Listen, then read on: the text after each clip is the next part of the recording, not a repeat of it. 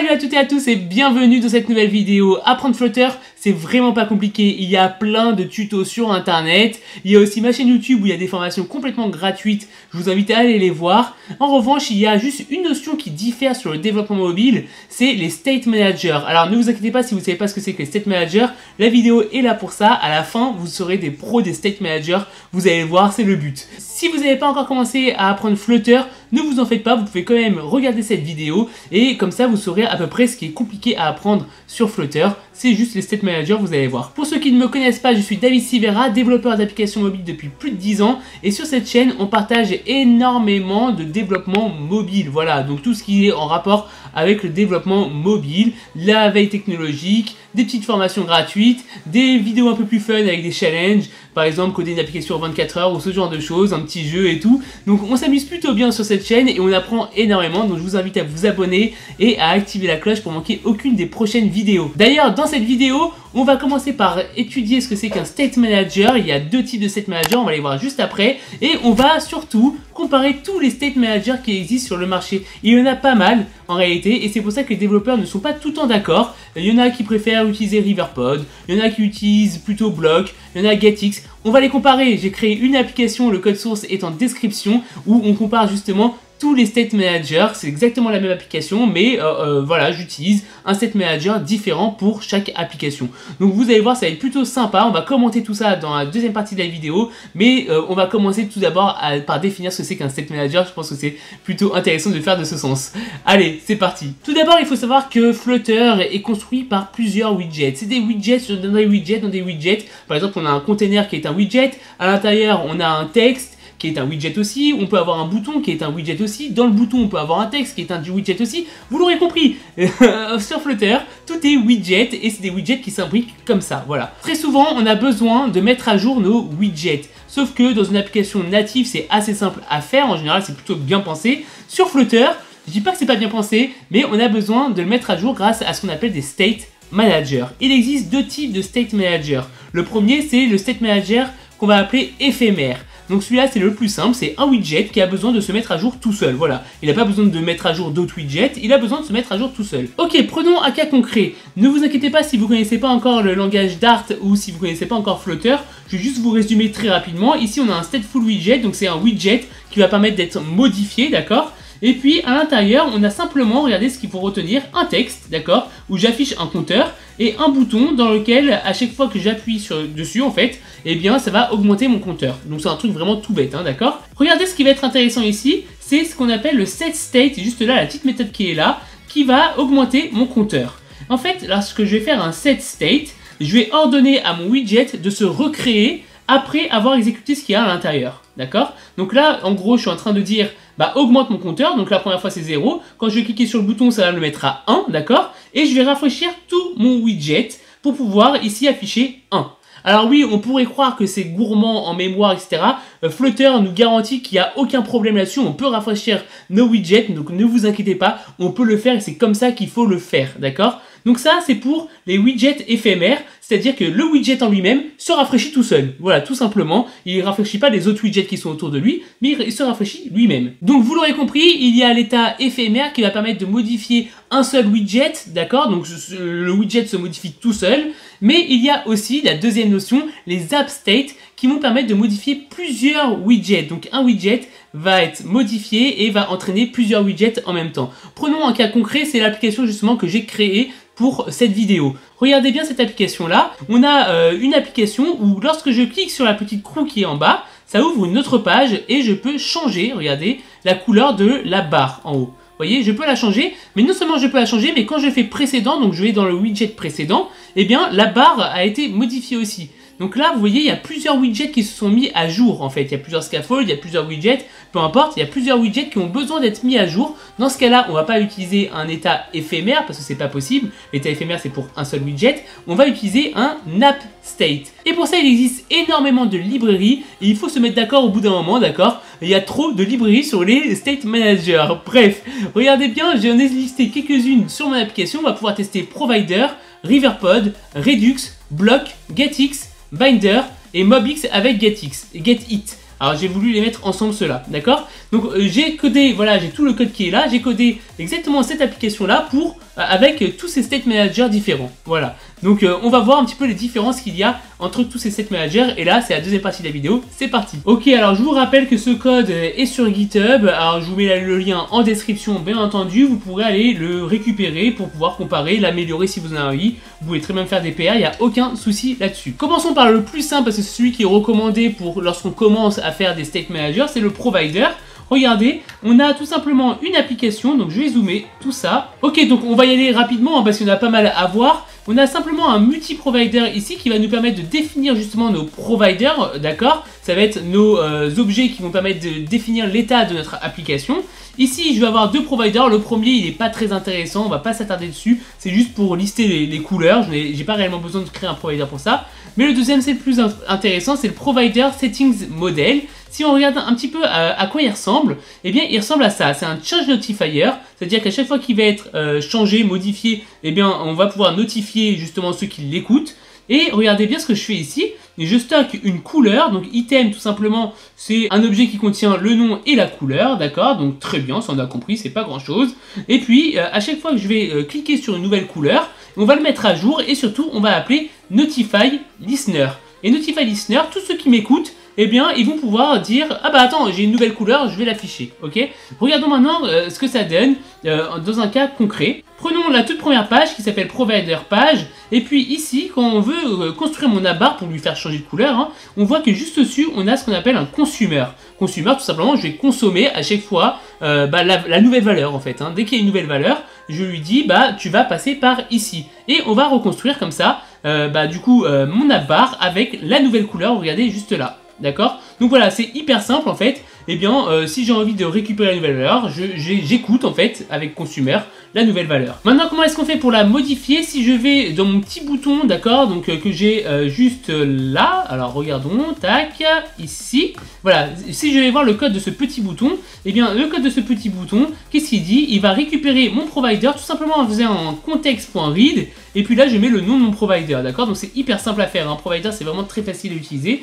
Et ici, je vais récupérer du coup mon provider et je vais juste appeler la méthode UpdateColorSelected qui, elle, va juste faire un Notify Listener. Donc tous ceux qui l'écoutent avec le consumer vont me permettre de mettre à jour leur widget. Voilà, donc c'est hyper simple, hein, vous voyez, hein, là, il n'y a pas grand chose à faire. Il y a un context.read pour voilà, appeler une méthode pour récupérer un provider et appeler Notify, d'accord, et le consumer. Et puis juste avant, la déclaration de mes providers. Donc ça, c'est vraiment hyper simple, ces providers.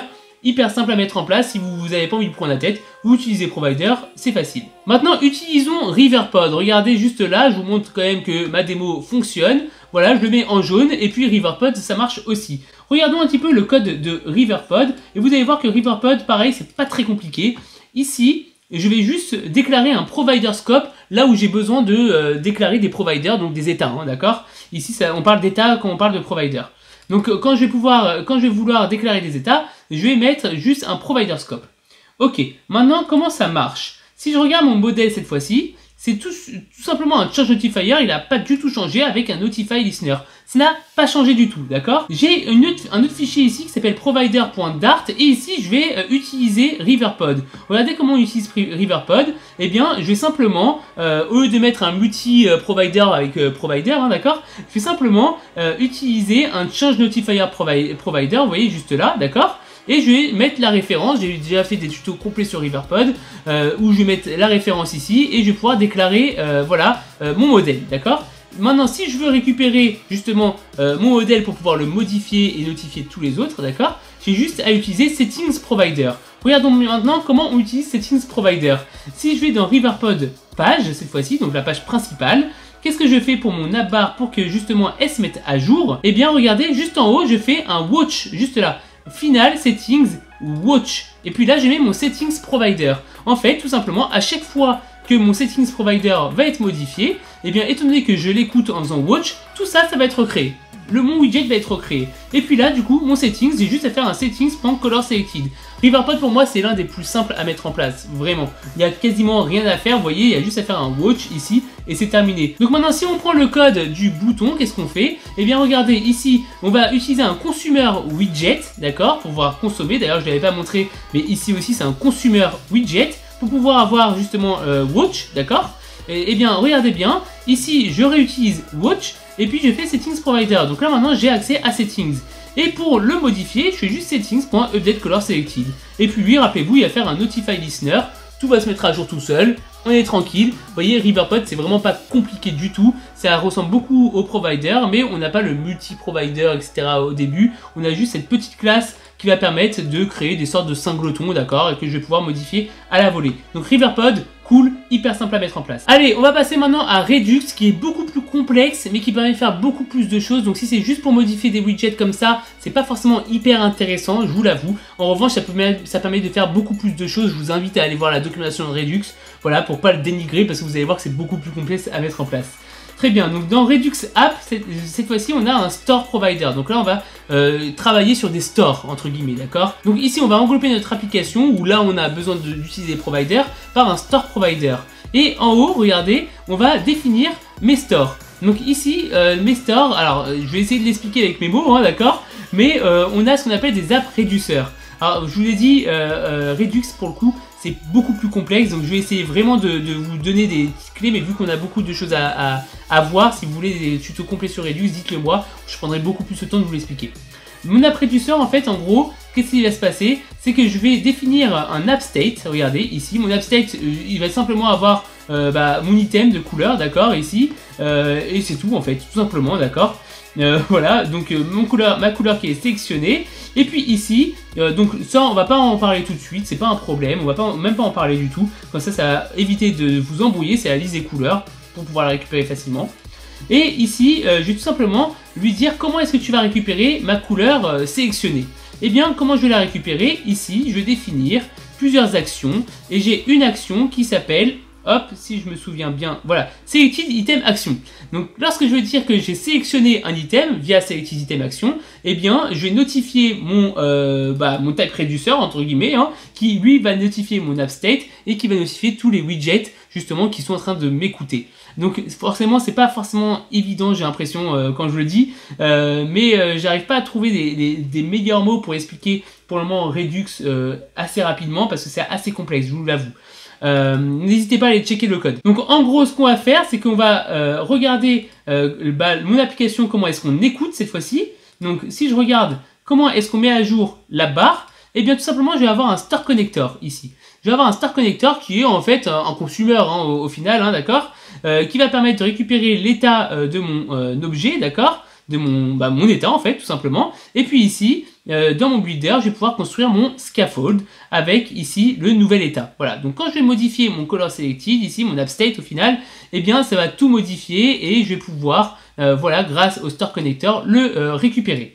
Maintenant regardons comment est-ce que je le modifie. Là je vais vous montrer un petit peu le schéma qu'on retrouve souvent sur internet. Eh bien j'ai un view model ici, d'accord, où je vais avoir justement les actions que je vais avoir. Donc ici on item selected quand je vais sélectionner une couleur, d'accord, et je vais avoir mon app state, donc du coup l'état de mon application, d'accord.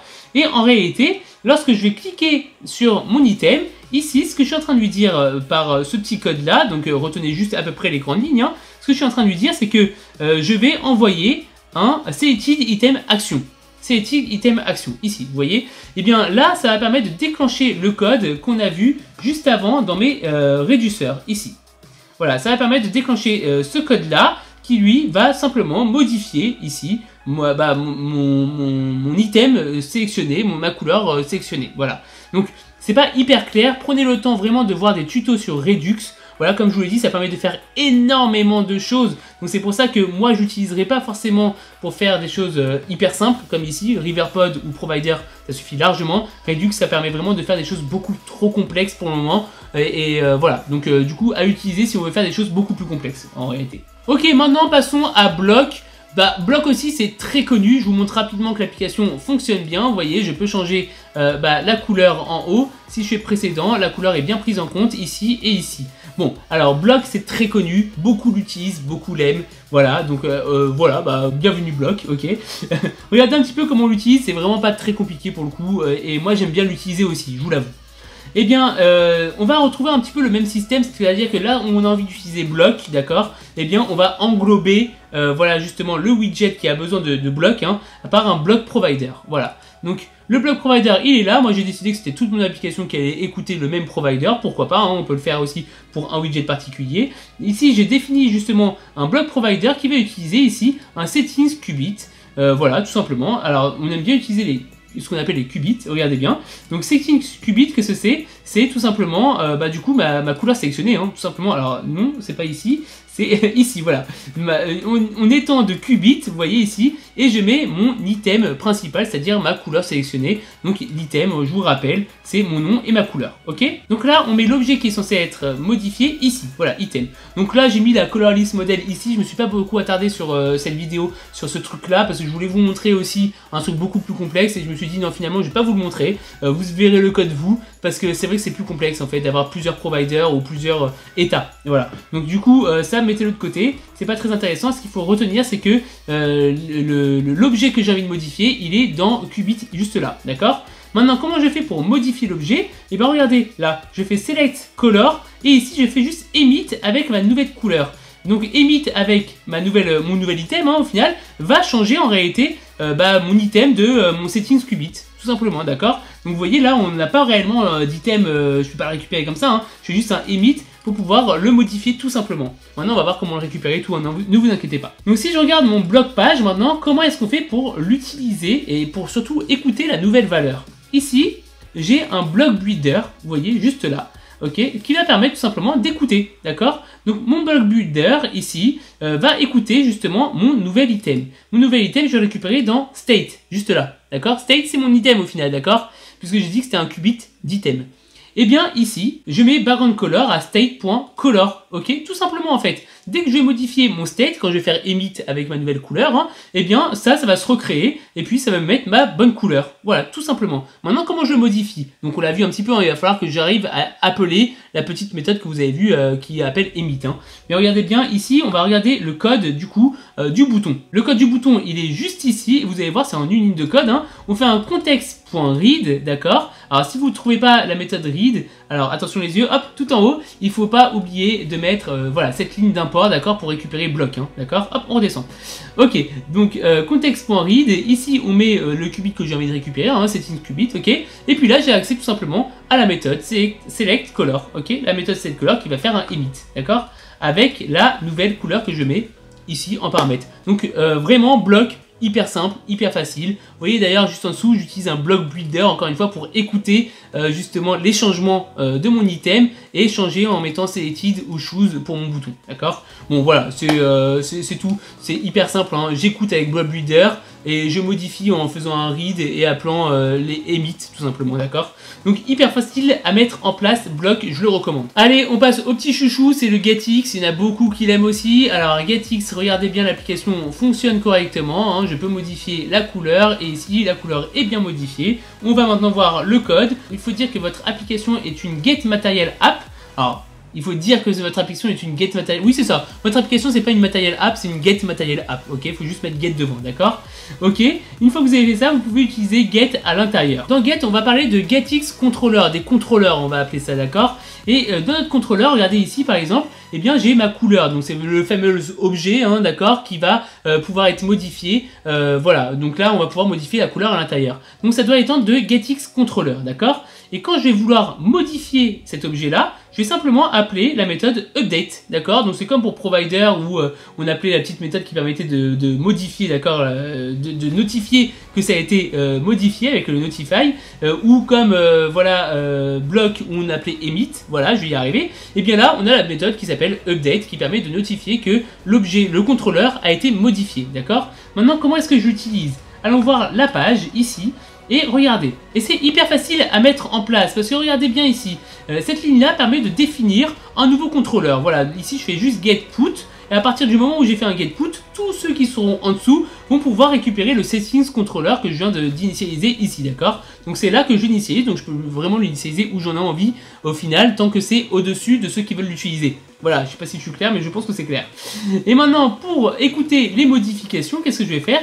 Je vais utiliser un getBuilder. Une fois que j'ai utilisé le getBuilder, le builder qui est là, tout ce qui est à l'intérieur du builder au final va être reconstruit dès que je vais appeler le update, la petite méthode update qu'on a vu tout à l'heure, d'accord? Donc ça notifie, hein, ça permet d'écouter au final. Donc là, par contre, il y a une petite triche, hein, le contrôleur, on l'avait ici, on l'avait mis en finale. Et maintenant, imaginons que ça, c'est le widget parent qui l'a. Comment est-ce que je fais pour récupérer le contrôleur? Et bah ça tombe bien, on a ici un autre exemple. Regardez bien, je fais un get builder, mais pour récupérer mon contrôleur, qu'est-ce que je fais? Je fais simplement get find ici, d'accord? Et étant donné que j'essaie de récupérer un settings controller, lui il va récupérer dans tous ces contrôleurs qu'il a à l'intérieur, le settings controller tout simplement il va le trouver, il va m'envoyer. Ok, donc là j'ai récupéré mon contrôleur et je peux faire exactement la même chose, regardez, un get builder, ok? Je vais donc écouter les modifications de ma couleur, et puis ici je vais récupérer ma nouvelle couleur. Maintenant comment est-ce qu'on fait pour modifier ma couleur? Bah, si vous avez suivi, c'est vraiment pas compliqué non plus. Je fais un get find, encore une fois, d'accord, pour récupérer mon contrôleur. Et puis tout en bas, regardez, je vais juste update color selected avec mon item à l'intérieur. Donc si je regarde update color selected, il va bien appeler update, il va appeler du coup tous ceux qui l'écoutent, hein, en fait. Et tout va se mettre à jour tout seul. Donc getx, hyper facile à mettre, ça fait partie de mon top 3 au final, d'accord. Donc getx, on avait vu aussi block qui était facile et provider l'incontournable, ok. Allez, parlons maintenant de binder. Regardez, ça marche encore, hein. Je vous montre très rapidement cette fois-ci. Voilà, donc ça marche, j'arrive à modifier la couleur. Très très bien. Donc maintenant, binder, comment est-ce que ça marche? Tout comme les providers, on va définir ici un binder scope. Donc à partir de là, on va pouvoir utiliser binder, d'accord, pour tout ce qui est en dessous. Ok, maintenant deux choses. On va définir notre objet qu'on a envie de modifier avec un with logique, d'accord. Et à l'intérieur, on va pouvoir, voilà, tout simplement modifier mon nouvel objet. Maintenant, mon nouvel objet, c'est quoi? Regardez bien. Ici, on a un state ref d'item. Ok, donc mon objet en fait il est là, mon settings ref il est juste là en fait, c'est le settings ref, pardon, c'est le settings ref qui est juste ici et on va pouvoir modifier en fait le settings ref grâce au settings logique ref qui est juste là. Voilà, donc il y a deux choses à savoir, le settings logique ref va permettre d'écouter, à appeler le update color selected par exemple, et le settings ref va permettre de récupérer en fait la donnée, hein, d'accord, mon item courant. Regardez en cas concret ce que ça donne, donc prenons la page principale juste ici. D'accord, on va récupérer ici le settings ref en faisant un watch, context.watch, d'accord. Là, ici, j'ai récupéré mes settings et je peux récupérer ma couleur. Parce que, rappelez-vous, le settings ref, c'est la couleur mise à jour, d'accord. C'est le state, d'accord. C'est la couleur mise à jour. Donc, pour récupérer la couleur mise à jour, je vais simplement dire écoute, settings ref. Ok, maintenant, comment est-ce que je mets à jour cette couleur-là? Regardons voir ici. Donc c'est pas trop compliqué hein, non plus. Je fais un context.use et là je vais prendre le settings logic ref. Le settings logic ref, je vous le rappelle, contient la méthode update color selected, d'accord, qui va permettre tout simplement d'écraser ma settings ref qui est là avec ma nouvelle couleur, ok. Donc du coup, ici ce que ça donne, je vais appeler update color selected tout simplement avec mon nouvel item, et puis ma couleur va être écrasée et tous les autres vont être notifiés. Donc c'est pas très compliqué en binder, c'est vraiment pas très compliqué à mettre en place. Voilà, faut juste savoir comment ça fonctionne, et vous avez vu en 2-3 lignes de code, c'est mis en place et on va pouvoir voilà, notifier et écouter voilà, la nouvelle couleur.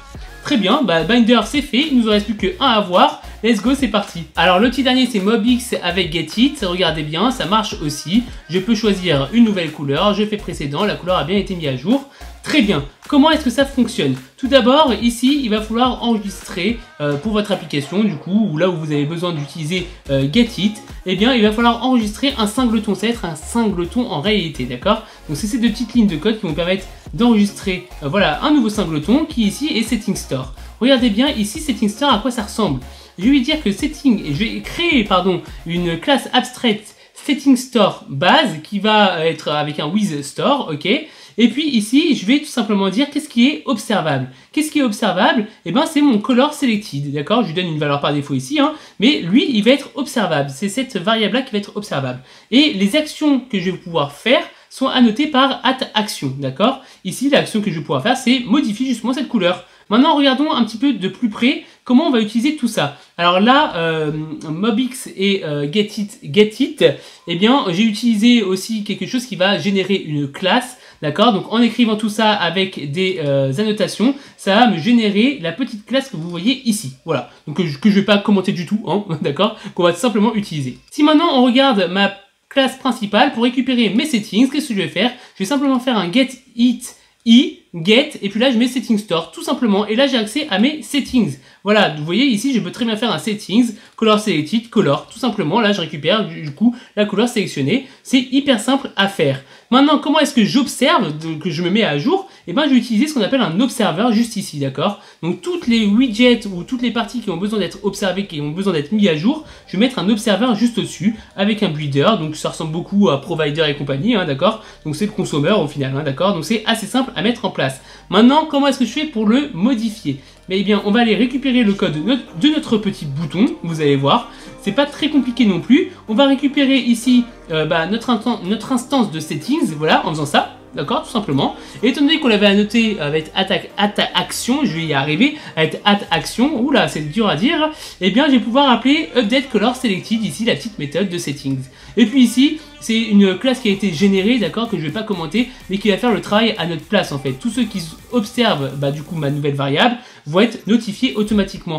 Donc, en réalité, mobx et getit, ensemble, hein, d'accord, c'est vraiment pas compliqué à mettre en place. Je le mettrai aussi dans mon top 3, mais bon, voilà, ex aequo, on va dire, avec l'un des trois, voilà.